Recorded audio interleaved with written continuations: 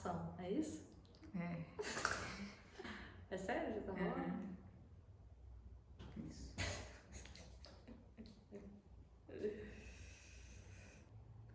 O óbvio precisa de ser dito. As dietas não funcionam.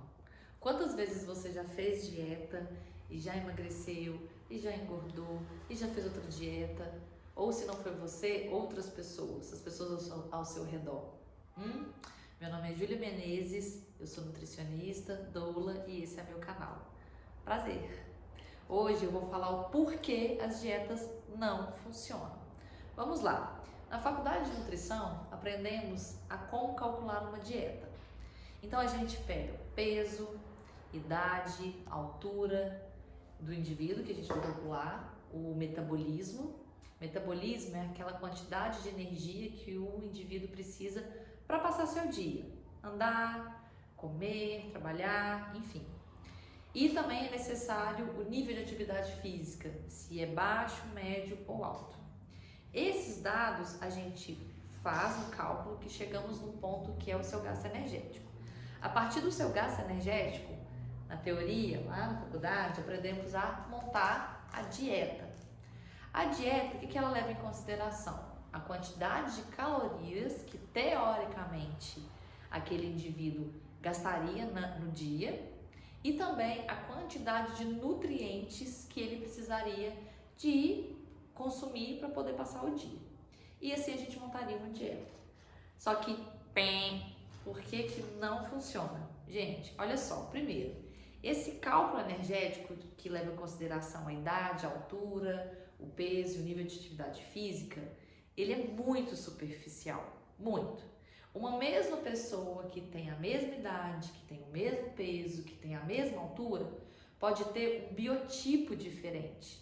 Então, esse cálculo, ele não leva em consideração se a pessoa é endomorfa, ectomorfa, mesomorfa. Não leva em consideração qual fase do ciclo menstrual, se for mulher, ela está. Não leva em consideração quais medicações a pessoa usa, qual que é a genética dela, predisposição, como que foi o sono dela. O sono tem papel fundamental no metabolismo do indivíduo. Então esse cálculo ele é extremamente superficial, por isso ele é totalmente irreal. Assim, a gente não pode ter ele como ponto de partida para calcular o gasto energético a ser considerado numa dieta. Primeiro ponto. Segundo ponto, aquelas RDAs, que são as recomendações diárias adequadas dos nutrientes, então o que seria qual quantidade necessária de determinado nutriente eu precisaria de ingerir para ter uma saúde ok no dia, seja de vitaminas, de minerais, enfim. Essas RDAs, elas são totalmente irreais também. Primeiro, que são padrões colocados para nós, brasileiros, sendo que elas nem são brasileiras. Feito para uma população que é tão misturada, assim como a população brasileira, também não vai funcionar, certo? Os corpos são muito diferentes. As etnias, né, os metabolismos, as culturas alimentares, é tudo muito diferente. Então, uma única fórmula e uma única recomendação de nutrientes não se aplica a todos os corpos. Então, esse número também é super irreal. Outra coisa, gente, nem se a gente tivesse a melhor alimentação do mundo, aquela alimentação irreal, né? Onde você consome todos os grupos alimentares nas quantidades teoricamente ideais, nas proporções ideais, variedade perfeita de nutrientes todos os dias das nossas vidas, ou seja, completamente irreal isso, porque né, a vida ela precisa aí de deixar fluir, tem dias que a gente come mais, tem dias que a gente come menos, enfim, então nem se a gente tivesse uma dieta perfeita todos os dias, a gente conseguiria alcançar essas RDAs. Vocês sabiam disso? Nem a dieta mais equilibrada, mais perfeita de todas consegue, no final, fechar essas quantidades de nutrientes suficientes. Então, isso é totalmente irreal, que a gente, por meio da alimentação perfeita, a gente consegue alcançar essa quantidade de nutrientes. Aí você pode me perguntar, uai, Júlia, então a gente nunca vai conseguir consumir os nutrientes que a gente precisa? Olha, eu tenho uma crítica, né, e uma problematização nesse ponto. Porque assim, vamos pensar na natureza. A natureza, ela é separada, né, por biomas, por lugares muito diferentes, com vegetação diferentes, com culturas diferentes, com animais diferentes, com temperaturas, climas diferentes, certo? Cada região, seja do Brasil, seja do estado, seja do mundo, tem as suas necessidades. Lugares frios têm plantas de lugares frios, lugares quentes têm plantas de lugares quentes. E com a alimentação é a mesma coisa. Então, cada região oferece um grupo de alimentos que é focado para aquela região, para aquelas pessoas daquela região, certo? Então, se cada lugar em determinada fase do ano também, então tem isso também, gente. É inverno, é verão, é outono, é primavera. Cada uma dessas fases do ano também oferece alimentos, os tais alimentos sazonais, onde os alimentos da época são inclusive os mais baratos, exatamente porque naquela época dá-se mais aquele alimento.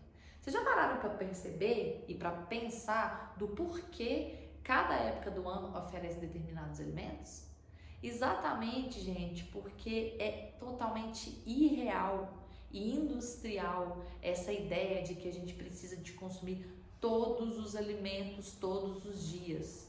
Não é assim que a natureza funciona, nem a interna nem a externa. A natureza externa, ela oferece os alimentos que são importantes para aquela época do ano. Alimentos no frio são alimentos mais calóricos. Alimentos no calor são alimentos com menos calorias. Da mesma forma, o nosso corpo ele precisa de determinados alimentos a determinado tempo que a gente vive, determinada fase do ano, determinada fase da nossa vida.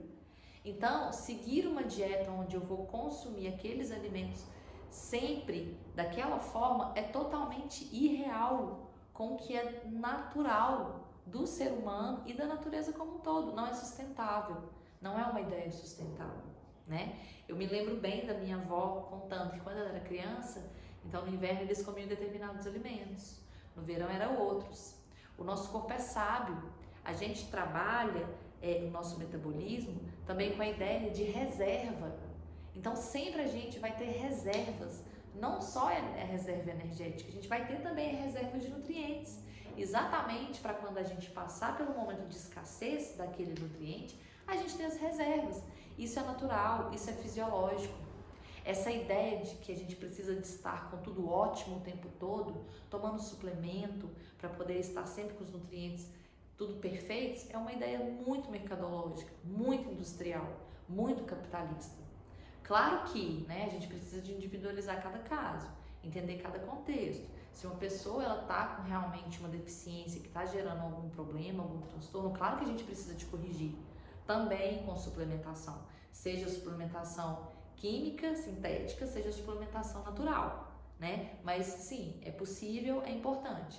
Mas de forma geral, é saudável, é normal a gente não estar perfeito em tudo.